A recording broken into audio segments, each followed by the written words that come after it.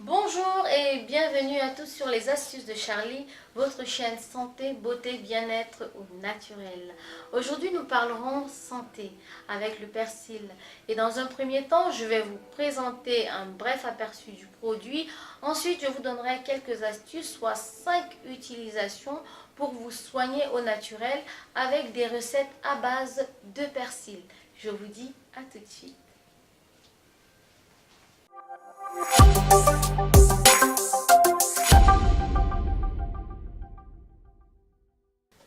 De son nom scientifique, Petroselinum crispum, le persil est une plante aromatique de la famille des Apiacées et dans la vie de tous les jours, on distingue deux variétés, le persil frisé et le persil plat.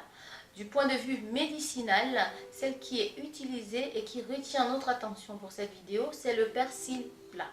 Le persil plat, pourquoi? Parce qu'elle contient beaucoup de nutriments. Et en parlant de nutriments, le persil plat contient beaucoup de minéraux, comme le fer, le phosphate, le phosphore, le sélénium. Et de ce fait, elle est la plante par excellence pour se réminéraliser. Donc ces minéraux, ce qui est encore super avec le persil, les minéraux restent stables au séchage. Donc si vous souhaitez bénéficier des minéraux qui sont dans le persil, que ce soit la plante fraîche ou la plante sèche, vous avez les minéraux à 100%.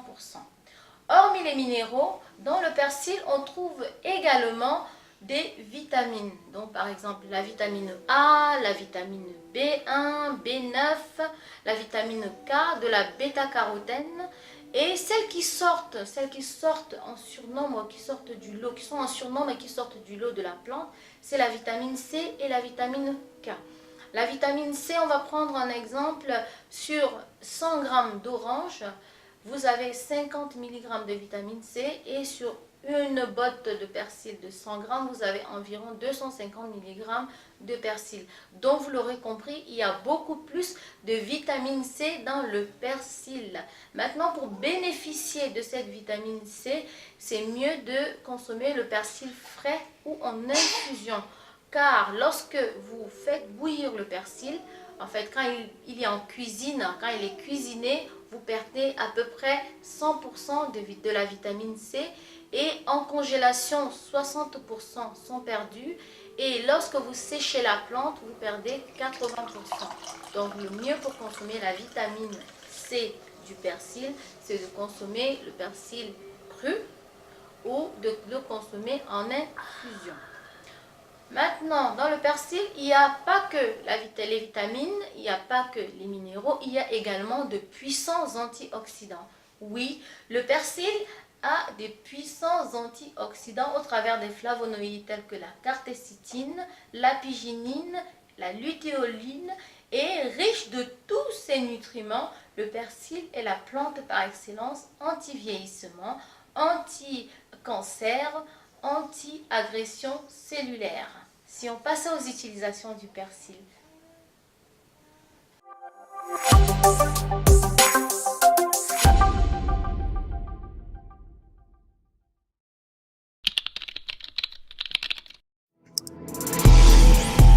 L'halitose ou la mauvaise haleine provient en grande partie, donc dans 85 à 90% des cas, de la bouche. Pourquoi? Parce que dans la bouche, nous avons des bactéries naturelles qui se nourrissent des protéines. Et quand elles se nourrissent des protéines, elles désagrègent ces protéines et il s'en dégage un composé sulfuré volatile. Plus ce composé est abondant au niveau de notre bouche, plus on a la mauvaise haleine, on a la bouche qui sent pas bon. Oui. Et dans 5 à 10% des cas, la mauvaise haleine provient d'une mauvaise digestion, en fait qu'on n'arrive pas à digérer certains aliments, comme par exemple l'ail, l'oignon, ou éventuellement quand on a trop bu d'alcool. Voilà, vous allez avoir pendant 2-3 jours une mauvaise haleine. Mais dans ce deuxième cas, la mauvaise haleine est temporaire. Elle est temporaire, vous allez l'avoir 2 jours et puis c'est bon. Dans tous les cas, dans les deux cas, on va dire dans les deux cas, que ce soit la laine, la mauvaise haleine qui provient des bactéries de la bouche ou la mauvaise haleine qui provient des remontées gastriques, le persil combat cela et vous redonne une haleine fraîche. Comment? Je vous explique. Donc, le persil frais capture le composé sulfuré qui est responsable de la mauvaise haleine et la chlorophylle contenue dans la plante vous rafraîchit instantanément la bouche. Du coup, vous avez une bonne haleine toute fraîche. Donc, l'astuce pour consommer le persil dans ce cas, c'est soit de mâcher le persil frais, soit de le consommer éventuellement dans des salades.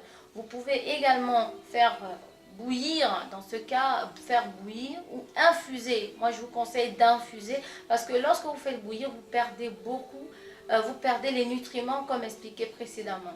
Donc, le mieux, c'est de faire infuser des feuilles de persil et vous allez utiliser cette eau comme gargarisme. Donc, vous allez vous rincer la bouche. Ça devient votre bain de bouche de tous les jours. Et là, vous aurez une haleine fraîche tout le temps. Si on passait à l'astuce 2.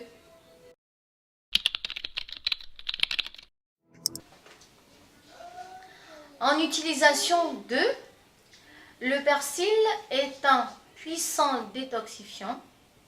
Il prévient le cancer et il prévient également le vieillissement cellulaire. Donc c'est un puissant antiseptique du sang, du tube digestif et des voies urinaires. Donc pour bénéficier de cette détoxification à 100%, il est conseillé de faire une infusion de la plante entière.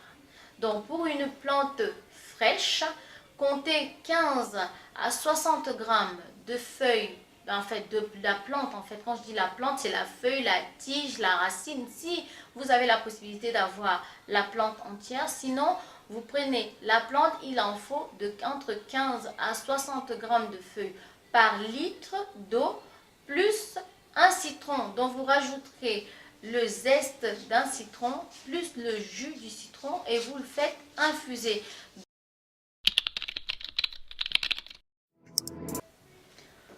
En utilisation 3 du persil, il combat les crampes du tube digestif et les ballonnements.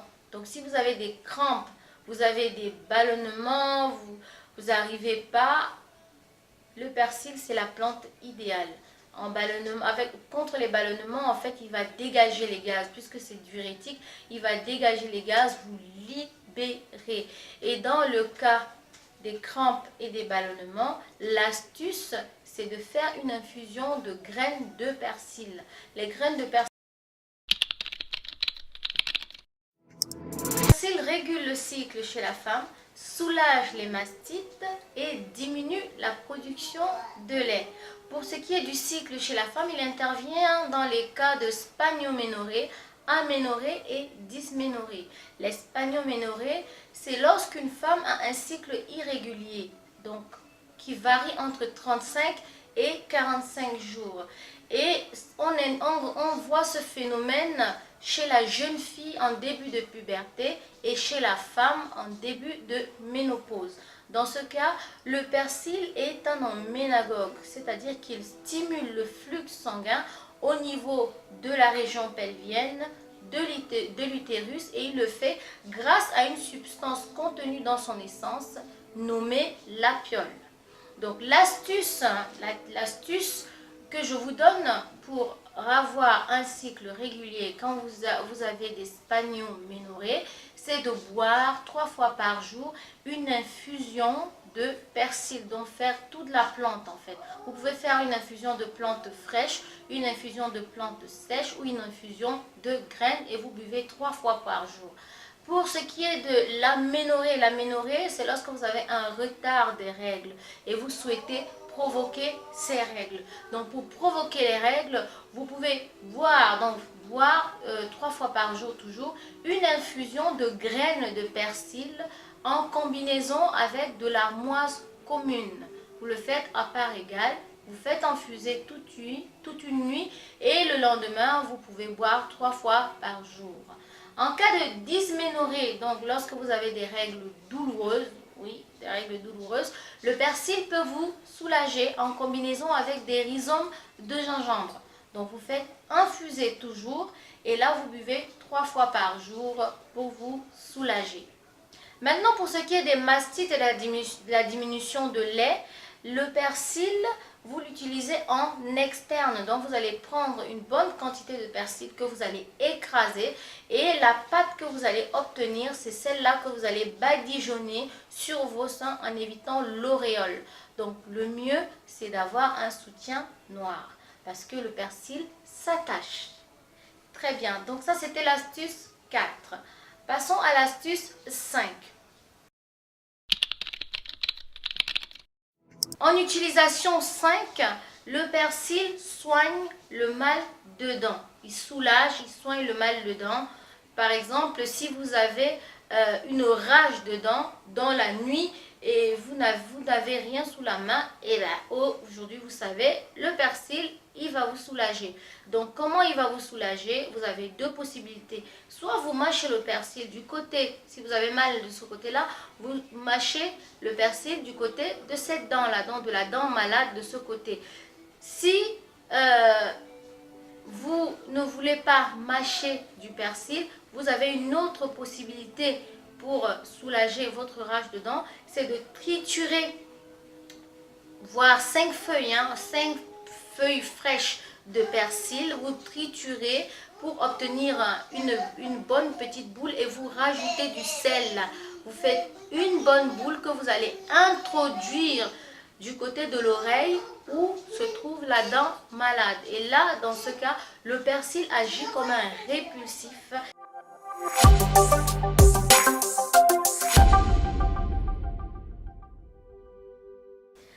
Voilà, nous sommes arrivés au terme de cette vidéo. J'espère qu'elle vous a plu. Si tel est le cas, n'hésitez pas à mettre un pouce bleu vers le haut, un like, un partage pour une personne qui peut se soigner avec du persil. Et si vous souhaitez faire partie de la famille des astuces de Charlie, vous avez la possibilité de vous abonner et de cliquer sur le bouton de notification. D'ici là, je vous dis à la prochaine pour une nouvelle vidéo sur les astuces de Charlie. Forest.com